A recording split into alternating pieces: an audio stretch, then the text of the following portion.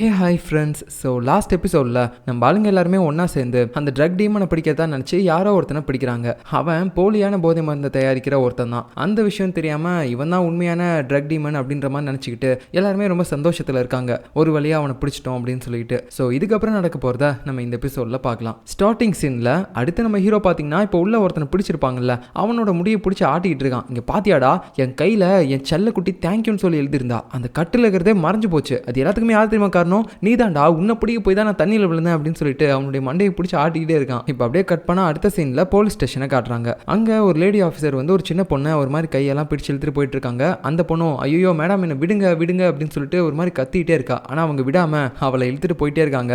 ஆக்சுவலாக எதுக்காக இந்த பொண்ணை இப்படி கூப்பிட்டு போறாங்க அப்படின்னு பார்த்தீங்கன்னா, இவ வந்துட்டு ஒரு ஹோட்டலில் தனியாக தங்கிட்டு இருந்திருக்கா. ஸோ அதனால தான் அது பொண்ணுங்களுக்கு சேஃப் கிடையாது அப்படின்னு சொல்லிட்டு இந்த மாதிரி கூப்பிட்டு வந்துட்டு இருக்காங்க. அந்த பொண்ணு சொல்றா, அவ சின்ன பொண்ணு மாதிரி பேசல, இங்க பாருங்க நான் எல்லாமே தெரிஞ்சுதான் அங்கே ஸ்டே பண்ணேன், நான் வேற ஒரு இடத்துக்கு போயிட்டு இருந்தேன், தயவு செஞ்சு என்ன விடுங்க அப்படின்ற மாதிரி சொல்லிட்டே இருக்கும்போது கரெக்டாக பார்த்தீங்கன்னா நம்ம ஆளுங்க எல்லாருமே ரொம்ப சந்தோஷத்தில் வந்துட்டு இருக்காங்க. அந்த போதைப் பொருளை பிடிச்சிட்டோம் அப்படின்னு சொல்லிட்டு. அதுலேயும் நம்ம மேன்சிக் டான்ஸ் ஆடிட்டே வரும்போது அவரை பார்த்துட்டு இந்த பொண்ணு ஒரு மாதிரி பயந்து ஓட ஆரம்பிக்குது. அப்போ நம்ம ஹீரோவும் பார்த்துடுறான், அவனுக்கு இந்த பொண்ணு ஆல்ரெடி தெரியும் போல, நீங்க என்ன பண்ற அப்படின்னு மாதிரி கேட்டுட்டு இருக்கும்போது டக்குன்னு பார்த்தீங்கன்னா அவ ஹீரோ கிட்ட இருந்து தப்பிச்சு ஓடுறா. அப்படி ஓடிட்டே இருக்கும்போது நம்ம கிம்மோட கையில மாட்டிடுறா. நம்ம கிம்மை பார்த்த உடனே இவளுக்கு பயங்கரமான ஒரு ரொமான்டிக் ஃபீல். அப்படியே அவன் கையிலே இருந்துட்டு நான் இங்கிருந்து போக மாட்டேன், நான் இவன் கூடவே தான் இருப்பேன் அப்படின்ற மாதிரி சொல்லிட்டு அவனை கட்டி பிடிச்சிட்டே இருக்கா. சரியா நம்ம மேன்சிக்கும் பார்த்துட்டு, ஏய் நீ இங்கே என்னடி பண்ற, நீ இப்போ பிலிப்பைன்ஸில் தானே இருக்கணும், இங்கே எதுக்காகடி வந்த அப்படின்ற மாதிரி அவர் ஷாக்கிங்கோட பேசுறாரு. ஸோ இப்போ தான் நமக்கு தெரிய வருது இந்த சின்ன பொண்ணு நம்ம மேன்சிக்கோட பொண்ணு போல. உன் அம்மா கூட பிலிப்பைன்ஸில் தானே இருந்த, இங்கே எப்படி வந்த அப்படின்ற மாதிரி ஷாக்கிங்கோட இப்போ கேட்குறாரு. அதுக்கப்புறம் பார்த்தீங்கன்னா அவளை இந்த பக்கம் இழுகலாம் அப்படின்னு சொல்லி பார்க்கும்போது அவன் விடவே மாட்றா. இல்லை நான் வரமாட்டேன், இவர்கிட்ட இருந்தால் தான் சேஃபாக இருக்குது அப்படின்னு சொல்லிட்டு கட்டி பிடிச்சிட்டே இருக்கா. ஸோ இப்படி இருக்கும்போது அதுக்கப்புறம் பார்த்தீங்கன்னா நம்ம ஹீரோவும் இந்த மேன்சிக்கோட பொண்ணும் பார்த்தீங்கன்னா ஒரு இடத்துல அப்படியே உட்காந்துக்கிட்டு அவங்களோட லவ்வர்ஸை வந்து சைட் அடிச்சிட்டு இருக்காங்க. அதாவது நம்ம ஹீரோ பார்த்தீங்கன்னா ஹீரோயினை பார்க்குறதும் அந்த பொண்ணு நம்ம கிம்மை பார்க்குறதுமா இருக்கு. இப்படி இவங்க ரெண்டு பேரும் பார்த்துட்டு அப்படியே ஒரு மாதிரி ரசிச்சிட்டு இருக்கும்போது மேன்சிக்கு வேற ஒரு பக்கம் ஃபோனில் கதறிட்டு இருக்காரு அவரோட ஒய்ஃப் கிட்ட. எப்படி அவள் தனியாக இங்கே வந்தா அப்படின்னு சொல்லும்போது எனக்கு மட்டும் என்ன தெரியும், அவள் எனக்கே தெரியாமல் இங்கேருந்து ஓடி போயிருக்கா அப்படின்ற மாதிரி சொல்லிட்டு இருக்காங்க. ஸோ உடனே இவர் என்ன பண்ணுறாருன்னு பார்த்தீங்கன்னா அந்த பொண்ணுடைய காதை திருவிட்டு, ஏன்டி உன் அம்மா கிட்டே நீ சொல்லாமல் வந்திருக்கல, அப்படி என்ன இந்த இடத்துக்கு வந்து நீ சுற்றி பார்க்கணும்னு உனக்கு அவசியம், இவளை இங்கேயே வச்சிருந்தா சரிப்பட்டு வராது, ஏன்னா இங்கே இருக்கக்கூடிய எல்லா ஆளுங்களையும் இவள் பார்த்துக்கிட்டே இருப்பா, இந்த பாதிக்கப்பட்ட ஒரு பொண்ணை நம்ம ஒரு இடத்துல சேஃபாக வச்சிருக்கோம்ல, அங்கே இவளையும் கூப்பிட்டு போயிரு அப்படின்னு சொல்லிட்டு அங்கே இருக்க ஒரு ஜூனியர் ஆஃபீஸர் கிட்ட பார்த்தீங்கன்னா தன்னுடைய பொண்ணை அவர் ஒப்படைச்சிடுறாரு. ஸோ அதுக்கப்புறம் அந்த ஆஃபீஸரும் அந்த டீமன் இருக்கால அவ இப்போ தங்கியிருக்க அந்த இடத்துக்கு இவளை கூப்பிட்டு போய் விட்டுறான். இது ஆஃபீஸர் மேன்சிக்கோட பொண்ணு, ஸோ நீங்கள் ரெண்டு பேரும் இதுக்கு மேலே இங்கே ஒன்றா இருங்க அப்படின்னு சொல்லிட்டு மற்றவங்களாம் பார்த்தீங்கன்னா அங்கேருந்து போயிடுறாங்க. நம்ம மேன்சிக்கோட பொண்ணும் உட்காந்த உடனே இந்த டீமனை ஒரு மாதிரி வெறிக்க வெறிக்க பார்த்துட்டே இருக்கா. ஏதோ ஒரு விஷயம் அவளுக்கு ஸ்ட்ரைக் ஆகுது, ஆனால் அது என்ன அப்படின்னு தான் தெரியல. இப்போ அப்படியே கட் பண்ணால் அடுத்த சீனில் நம்ம மேன்சிக் பார்த்தீங்கன்னா பயங்கரமாக டிப்டாப்பாலாம் ரெடி ஆகிட்டு இருக்காரு, நல்லா அவருடைய கோட் சூட்லாம் போட்டுட்டு. என்ன அப்படின்னா இப்போ அவங்க பிடிச்சிருக்காங்கல்ல அந்த போதைப் பொருள் எல்லாமே, அதை வந்து இப்போ ப்ரெஸ் மீட் முன்னாடி சப்மிட் பண்ணி அவர் வந்து நாங்கள் தான் இதெல்லாம் பிடிச்சோம் அப்படின்ற மாதிரி ஒரு இன்டர்வியூ கொடுக்க போறாரு போல. பட் இப்படி அவர் ரெடி ஆகிட்டு இருக்கும்போது அந்த இன்னொரு டிபார்ட்மெண்ட் ஆளுங்க இருக்காங்கல்ல, அந்த காங்கோட டிபார்ட்மெண்ட், அவங்க வந்து ஏதோ ரகசியமாக பேசிட்டே இருக்காங்க இது எல்லாத்தையுமே பார்த்து. ஸோ இதை வந்து நம்ம ஆளுங்களும் பார்க்குறாங்க, பட் மேன்சிக் வந்து பார்க்க கிடையாது. அப்புறம் மேன்சிக் அவர் பாட்டுக்கு ப்ரெஸ் கான்ஃபரன்ஸ்லாம் ஏற்பாடு பண்ணிட்டு இந்த மாதிரி நாங்கள் இவ்வளோ ட்ரக்ஸை பிடிச்சிருக்கோம், வெளிநாட்டில் இருந்து ஒரு சில கண்டெய்னர் மூலமாக மீன்கள், அதுக்கப்புறம் நம்மளுடைய அத்தியாவசியத்துக்கு தேவைப்படக்கூடிய பொருட்கள், இது மூலமா இவங்க ட்ரக்ஸை இந்த இடத்துக்கு கொண்டு வந்து அதை ஒரு மிட்டாய் மாதிரி பண்ணி எல்லா இடத்துலையுமே சேல் பண்ணிட்டு இருக்காங்க, இவங்க எல்லாரையுமே தான் இன்னைக்கு நாங்கள் கையும் களவுமா பிடிச்சிருக்கோம் அப்படின்னு சொல்லிட்டு கடகடன் ப்ரெஸ் கான்ஃபரன்ஸில் இவர் பாட்டுக்கு சொல்லிட்டே இருக்காரு. இதே நேரத்தில் பார்த்தீங்கன்னா நம்ம கிம்மோ ஹீரோயின் இருக்காங்கல்ல, அவங்க வந்து ஒரு விஷயத்தை கண்டுபிடிக்கணும் அப்படின்னு நினைக்கிறாங்க. அது என்னன்னா அந்த காங்கோடைய டீம் இவங்க எல்லாரையுமே பார்த்து ஏதோ ஒரு விஷயத்தை பற்றி பேசிட்டு இருந்திருப்பாங்கல்ல, அது என்ன அப்படின்னு சொல்லி தெரிஞ்சுக்கணும்னு சொல்லிட்டு இப்போ கடைசியாக பிடிச்சிருப்பாங்கல்ல அந்த ஃபேக்கான போதைப் பொருளை தயாரிக்கிறவன். ஸோ அவனை பார்த்தீங்கன்னா அங்கிருந்து அப்படியே கூட்டு போகிற மாதிரி போயிட்டு அவங்க கிட்ட இருக்கக்கூடிய ஒரு ஃபைலை பார்த்தீங்கன்னா நம்ம ஹீரோயின் வந்து தெரியாமல் ஆட்டையை போட்டு வந்துடுறா. அதுக்கப்புறம் அவங்க எல்லாருமே ஃபைலில் ஏதோ ஒரு விஷயத்தை பார்க்குறாங்க. உடனே இதை பற்றி நம்ம மேன்சிக்கிட்டே சொல்லி ஆகணும் அப்படின்னு சொல்லிட்டு அவங்க பார்த்தீங்கன்னா ப்ரெஸ் கான்ஃபரன்ஸில் இருக்க மேன்சிக்கிட்ட போயிட்டு கை காட்டுறாங்க, இங்கே வாங்க அப்படின்னு சொல்லிட்டு. ஆனால் அவர் என்னமோ சும்மா கூப்பிடுறாங்க அப்படின்னு சொல்லிட்டு, போங்க போங்க நான் நிறைய இன்னும் பேசணும் அப்படின்னு நம்ம சொல்லிட்டு போது, யோ உங்ககிட்ட ஒரு டாக்குமெண்ட்டை காட்டணும், ஒழுங்கா இங்கே வா அப்படின்னு சொல்லும்போது அவரும் அதுக்கப்புறம் வராரு. இப்போ அந்த டாக்குமெண்ட்டை அவங்க ஓப்பன் பண்ணி படிக்க ஆரம்பிக்கிறாங்க. அப்படி என்ன அந்த இன்னொரு டீம் ஆட்கள் இந்த டாக்குமெண்ட்டை பார்த்து படிச்சாங்க அப்படின்னு சொல்லிட்டு. ஸோ இப்போதான் இவங்களுக்கு ஒரு பெரிய உண்மையே தெரிய வருது. அது என்னன்னா இப்போ அந்த ஃபேக்கான ட்ரக்கை உருவாக்கக்கூடிய ட்ரக் டீமன் அப்படின்னு சொல்லிட்டு ஒருத்தனை பிடிச்சாங்கல்ல, அவன் வந்து ஒரு இம்பார்ட்டண்ட்டான ஆளே கிடையாது. அவனுடைய இடத்துல பார்த்தீங்கன்னா கொஞ்சம் கம்மியான போதைப் பொருள்கள் தான் கிடைச்சிருக்கும். ஆனால் நம்ம ஆளுங்க என்ன பண்ணியிருப்பாங்க அப்படின்னா அந்த துறைமுகத்துக்கிட்ட இன்னும் நல்லா விசாரிக்கணும், நல்லா எல்லா இடத்தையுமே தேடி பார்க்கணும் அப்படின்ற பேரில் அங்கே ஒரு டே கார்பரேஷன் அப்படின்ற ஒரு கம்பெனி இருக்காங்க. அவங்க தான் வந்து இம்போர்ட் எக்ஸ்போர்ட்லாம் பண்ணுவாங்க போல. இந்த போதைப் பொருட்களை கிடையாது, இந்த அத்தியாவசியமான பொருட்கள்லாம் இருந்திருக்கும்ல, மீன் பிரெட் அந்த மாதிரியான பொருட்கள், அதுக்குள்ளே தான் அந்த போதைப் பொருட்களை வச்சு வச்சு கடத்திருக்காங்க. நம்ம இதுக்கு முன்னாடி கூட பார்த்திருப்போம். ஸோ இப்படி அந்த டே கார்பரேஷனுக்கு சொந்தமான இடத்துல இருந்து தான் இவங்க நிறைய போதைப் பொருட்களை கைப்பற்றி இருக்காங்க. சரிடா, யார் பண்ணாலும் தப்பு தானே, இதுல என்ன பெரிய கம்பெனி பண்ணா தப்பு இல்லை அப்படின்ற மாதிரி நீங்க நினைக்கலாம். ஆனா இங்க தான் ஒரு பெரிய ட்விஸ்டே. அந்த டே கார்பரேஷன் அப்படின்ற கம்பெனி யாருடைய பேர்ல இருக்குன்னு பாத்தீங்கன்னா இந்த கொரியாவில் இருக்க மேயருடைய பையனுடைய பேர்ல இருக்கு. இந்த விஷயம் தெரிஞ்ச உடனே நம்ம மேன்சிக்கு அப்படியே இதயமே நின்று போயிடுச்சு.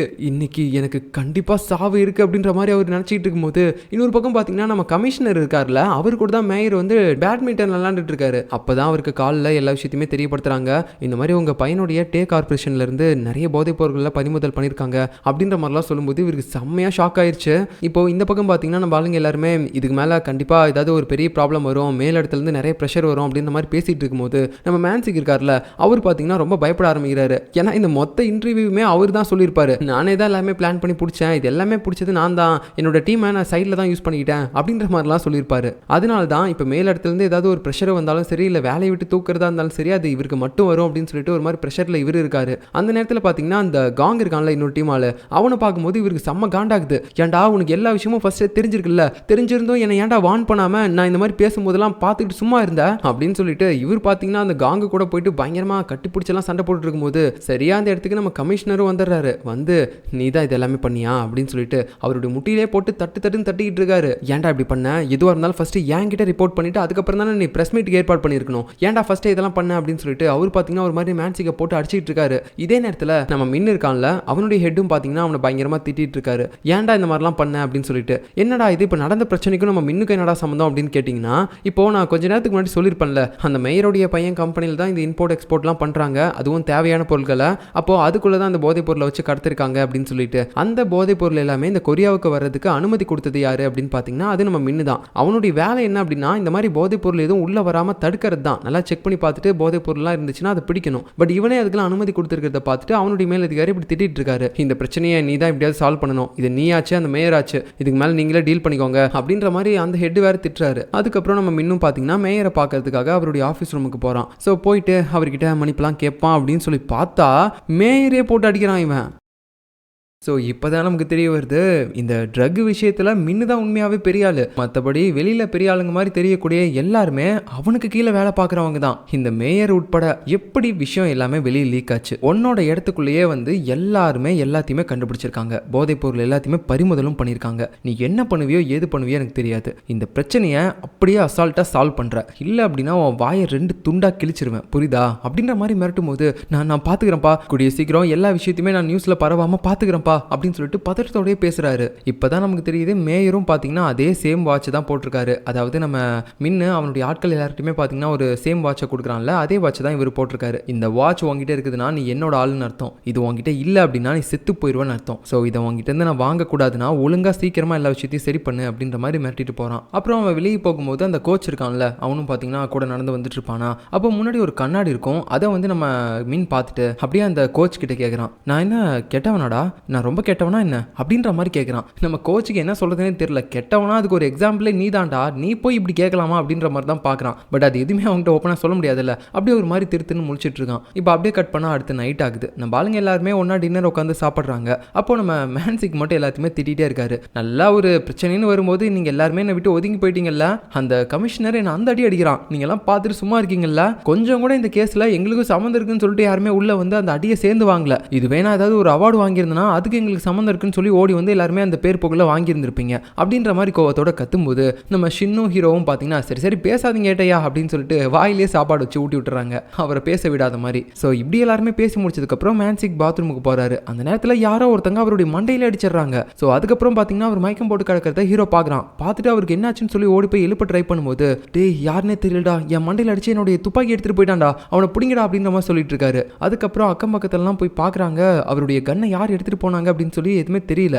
இப்பதான் நமக்கு காட்டுறாங்க அந்த கன்னை யார் எடுத்துட்டு போனா அப்படின்னு சொல்லிட்டு. பார்த்தா அது நம்ம மின்னு தான். ஸோ இப்போ அப்படியே பார்த்தீங்கன்னா அவனுடைய கைரேகை அந்த கன்ல விழுந்துடக்கூடாது அப்படின்னு சொல்லிட்டு கர்ச்சீஃபை யூஸ் பண்ணி அப்படியே பில்டிங் மேலே இருந்துக்கிட்டு அவன் பாட்டுக்கு டப்பு டப்புன்னு சுட ஆரம்பிக்கிறான். ஸோ இப்போ அந்த புல்லட் பார்த்தீங்கன்னா நிறைய இடத்துல போய் அடிச்சிருக்குது. அங்கே ரோட்டில் பார்க் பண்ணியிருந்த ஒரு கண்ணாடியில் போய் குத்தி இருக்கு. அதுக்கப்புறம் பக்கத்து வீட்டுக்காரன் இருக்கக்கூடிய அந்த கண்ணாடியில் போய் குத்தி இருக்கு. ஸோ இந்த மாதிரி நிறைய இடத்துல பார்த்தீங்கன்னா அடிச்சிருக்கு. பட் இப்போ வரைக்கும் எந்தவித உயிர் சேதமும் இல்லை. இதெல்லாம் அவன் ஏன் பண்ணுறான் அப்படின்னு பார்த்தீங்கன்னா இப்போ அந்த கன்ல நம்ம மேன்சிக்கோட கைரேகை தானே இருக்கும். இருக்கும், ஏன்னா அது அவருடைய கன்னு தானே. அந்த கன்னை வச்சு இந்த மாதிரி அவன் மிஸ்யூஸ் பண்ணும்போது கண்டிப்பா மேன்சிக்கு நிறைய கெட்ட பேர் வந்து சேரும். ஸோ அப்படி இருக்கும்போது அவர் பார்த்தீங்கன்னா ரொம்ப பதட்டத்தோட இருக்காரு. ஐயோ, எவன் அந்த கன்னை எடுத்துட்டு போனாலும் தெரியல, அதை வச்சு அவன் யாராவது ஒருத்தங்களை கொலை பண்ணிட்டானா அவ்வளவுதான், கண்டிப்பா என் வேலையெல்லாம் போயிடும் அப்படின்னு சொல்லிட்டு அவர் ரொம்ப பதட்டத்தோட பார்த்தீங்கன்னா யோசிச்சுட்டு இருக்காரு. சீக்கிரமா அந்த கன்னை கண்டுபிடிக்கணும் அப்படின்னு சொல்லிட்டு அவரும் நம்ம ஹீரோவும் பார்த்தீங்கன்னா இப்போ அப்படியே வெளியே கிளம்புறாங்க.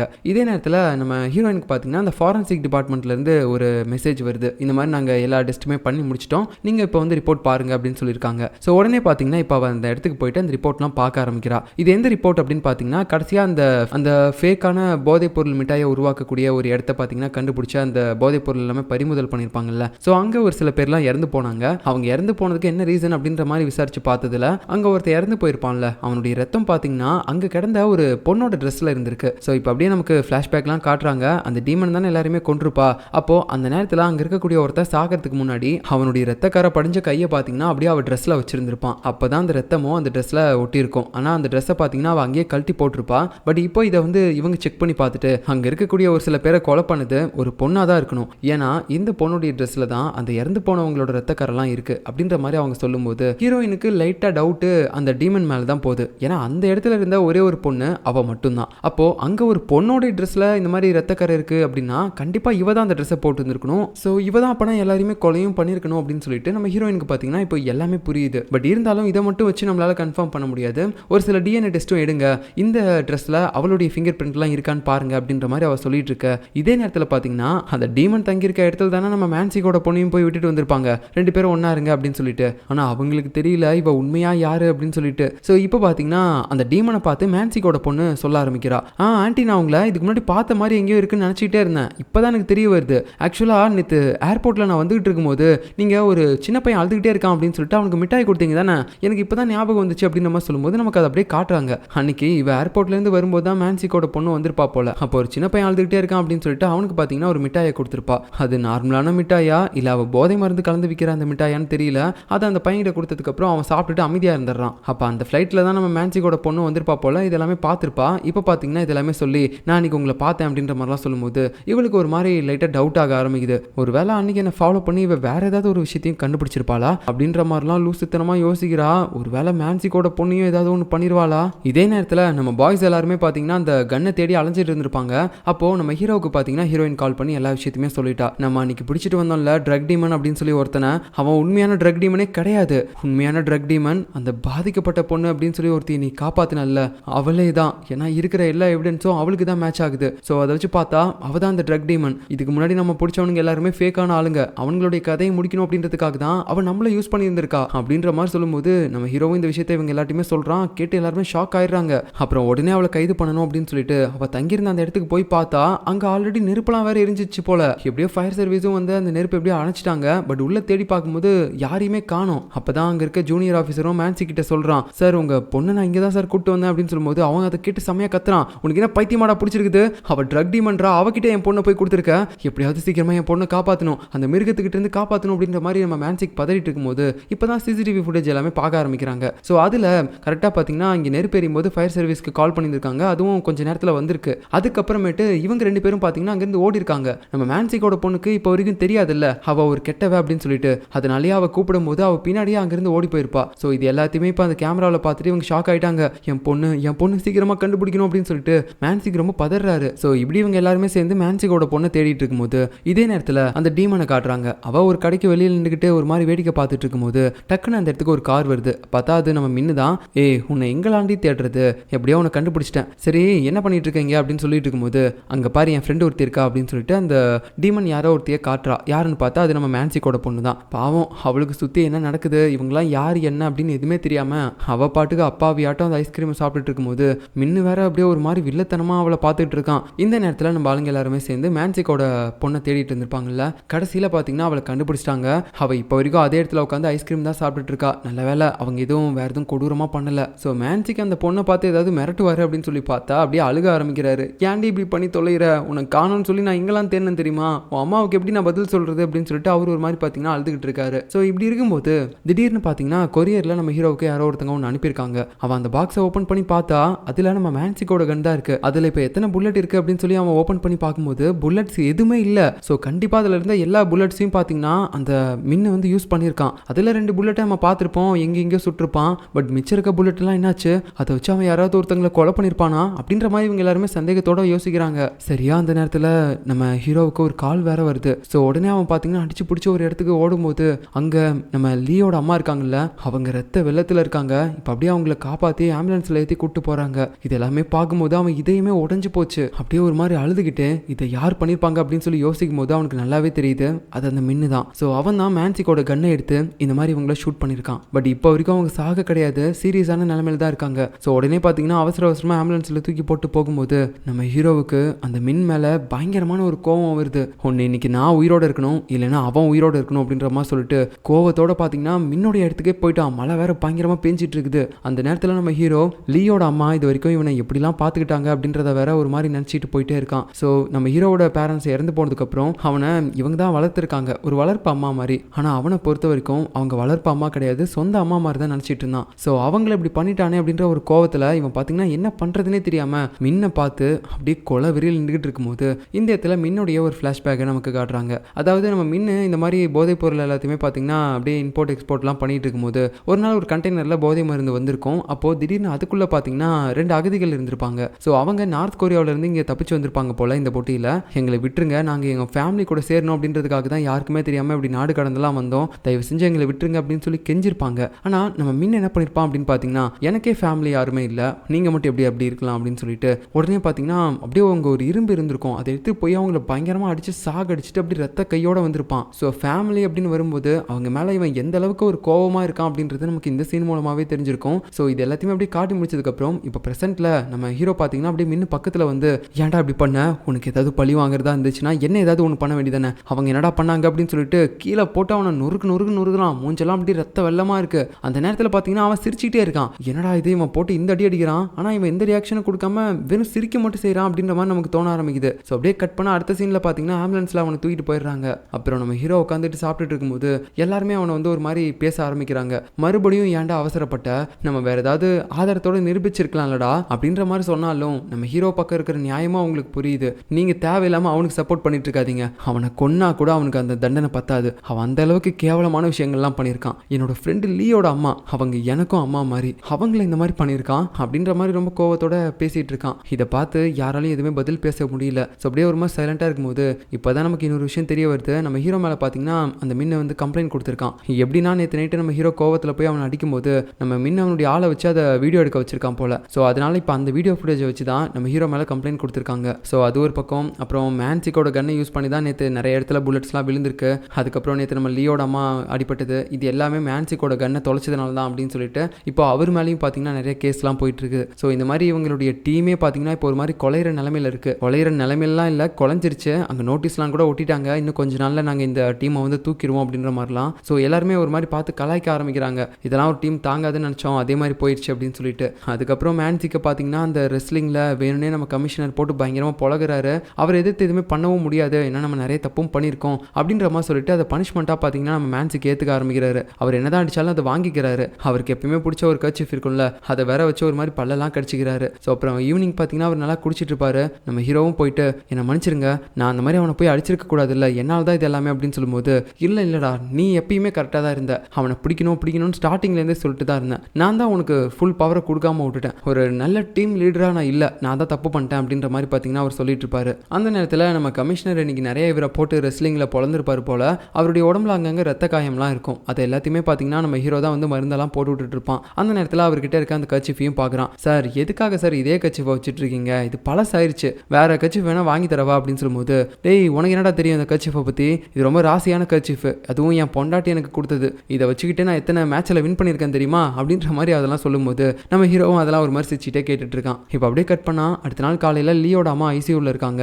அந்த ரூமுக்கு வெளியில் நம்ம ஹீரோ சோகமாக உட்காந்துட்டு இருக்கும்போது நம்ம ஹீரோயின் தான் வந்துட்டு அவனுக்கு ஆறுதலாக பேசுகிறா. டேய் என்னடா இப்போ ஆகிப்போச்சு, எதுக்காக நீ இந்த மாதிரி கப்பல் கவுந்த மாதிரி உட்காந்துட்டு இருக்க, எனக்கு எப்பயுமே உன்னை இப்படி பார்த்தா பிடிக்கவே பிடிக்காது, நீ ஃபர்ஸ்ட்லாம் ரொம்ப ஜாலியாக தைரியமாக இருப்ப பார்த்தியா, அந்த மாதிரி இருந்தால் தான் எனக்கு பிடிக்கும், இதுக்கு மேலே இப்படி இருக்காத, கொஞ்சம் தைரியமாக இரு, நான் இருக்கேன் அப்படின்ற மாதிரி அவனுக்கு இப்போ தான் வெளிப்படையாக ஆறுதலாக பேசுகிறா. இதுக்கு முன்னாடிலாம் கூட ஏதாவது சும்மா அவனை பார்க்கறது இல்லை அவனை ஏதாவது ஒன்று விளையாடுற மாதிரி பண்ணுறது அப்படின்ற மாதிரி தான் பண்ணுவா. பட் இப்போ தான் கொஞ்சம் அவனை மோட்டிவேட் பண்ணுற மாதிரி பேசியிருக்கா. அதுக்கப்புறமேட்டு அவளுடைய ஹெட்செட்டை பார்த்தீங்கன்னா இவன் காதில் போட்டுட்டு அப்படியே அங்கேருந்து அவள் பாட்டுக்கு போயிடுறா. இப்படி இவள் பண்ணிட்டு போனது நம்ம ஹீரோவுக்கு கொஞ்சம் மோட்டிவேட்டாக தான் இருக்குது. இப்போ அப்படியே கட் பண்ணால் அடுத்த சீனில் சீனில் அந்த இன்னொரு டிபார்ட்மெண்ட் ஹெட் காங் வந்துட்டு மேன்சி கிட்ட சில ஃபைல்ஸ் எல்லாமே கொடுக்குறான். அது என்ன அப்படின்னா, நம்ம ஹீரோ கூட கடைசியாக அந்த மேன்சிக்கோட பட்டன் ஃபோனை வந்து கண்டுபிடிச்சிருப்பான்ல, அதில் அவன் யார் கூடலாம் பேசியிருக்கான் அப்படின்னு சொல்லி அந்த நம்பரோட இன்ஃபர்மேஷன்லாம் எடுக்கும்போது அதில் அவன் ஃபர்ஸ்ட் பார்த்தீங்கன்னா அந்த ட்ரக் டீமன் கிட்ட தான் அதிகமாக பேசியிருக்கான். அதாவது அந்த டீமன் பொண்ணு இருக்கால அவகிட்ட. ஸோ இது மூலமாகவே நம்ம ஆளுங்க எல்லாருக்குமே இப்போ கன்ஃபார்மாகவே தெரிஞ்சிருச்சு, அந்த போதைப் பொருள் இருக்கக்கூடிய மிட்டாய் எல்லாமே உருவாக்கக்கூடிய அந்த ட்ரக் டீமன் இவளே தான் அப்படின்னு சொல்லிட்டு. ஸோ இப்படி இவங்க எல்லாருமே